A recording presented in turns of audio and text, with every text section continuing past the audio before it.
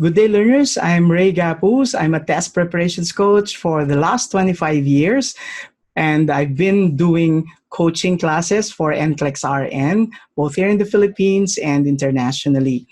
I'm also an author of two test preparations guidebooks for the NCLEX RN, which are internationally published. My Western and my Eastern education has enabled me to come up with guidelines, which I call functional concepts. And these concepts are the ones that are helping nurses to deconstruct questions on the NCLEX RN. So I'd like to share with you some of these functional concepts as we engage in our learning sessions today.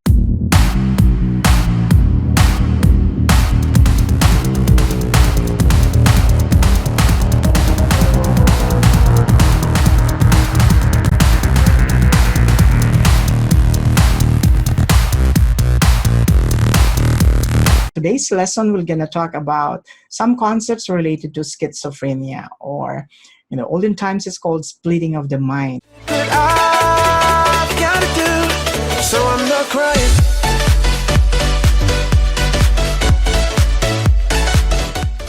Now, the exact cause of schizophrenia is unknown. Some say there is actually a genetic basis for it, but some would also say that it could be associated with the increase in the amount of dopamine in the brain. So let's begin with the functional concept. Schizophrenia is characterized by both positive and negative symptoms. So when say positive symptoms, these are those that indicate a change in the behavior or thoughts of the patient. And this includes, remember the code, the lawak. So delusions, okay, which are considered as false belief or a belief that has no evidence. Then we have hallucinations, which is the perception in the absence of external stimulus.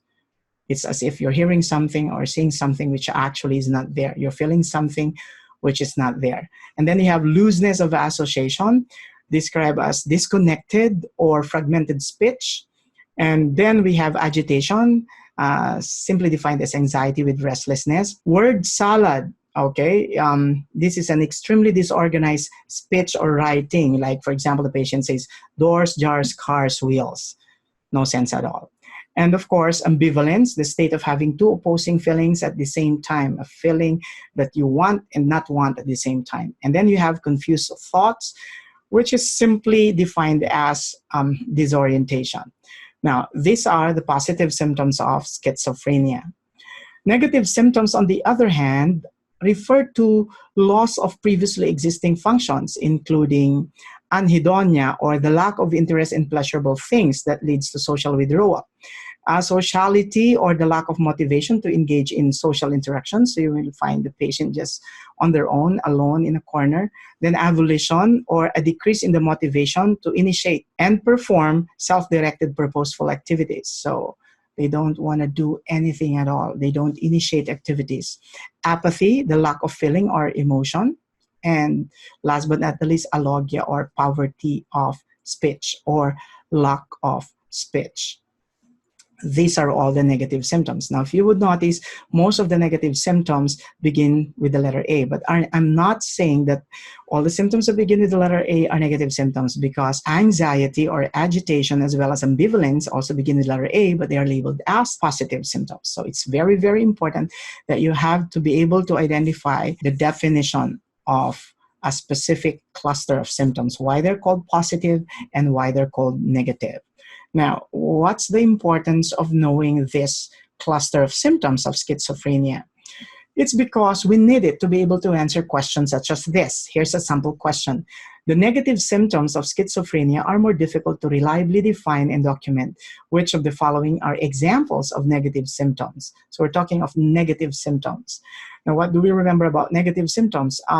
We said a while back that most of the negative symptoms begin with the letter A, but if you're going through the options from option 1 to 7, okay, there's only like 2 options that begin with the letter A, words that begin with the letter A. All the rest are begin with other letters. So in other words, in this case, it's more important for you to note that understanding the symptoms and how they are clustered is more important than just coding them. Okay? So blunting of affect is simply reflective of apathy, which is one of the negative symptoms. So we put a check. Reduced social drive indicates asociality, which is also a negative symptom. Inattention to social or cognitive input. And when you say inattention to social or cognitive input, this could actually be associated to asociality, okay? And then apathy, anhedonia, and alogia.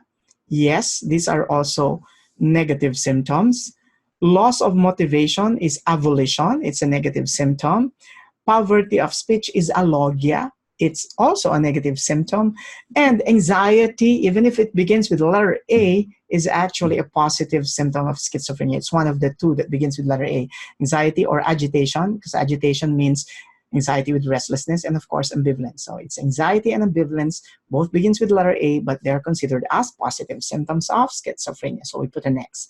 So therefore, the negative symptoms are blunting of affect, reduced social drive, inattention to social or cognitive input, apathy, anhedonia, and alogia, loss of motivation, poverty of speech. Okay. So at this point in time, let me congratulate an NCLEX RN passer, Queenie Marie Villanueva from our Manila, Philippines branch. Congratulations for passing the NCLEX RN for the state of Texas. So let's learn together. For more instructional videos, subscribe to my YouTube channel, Gapuz Mentors, and my Facebook page, Mentor Ray.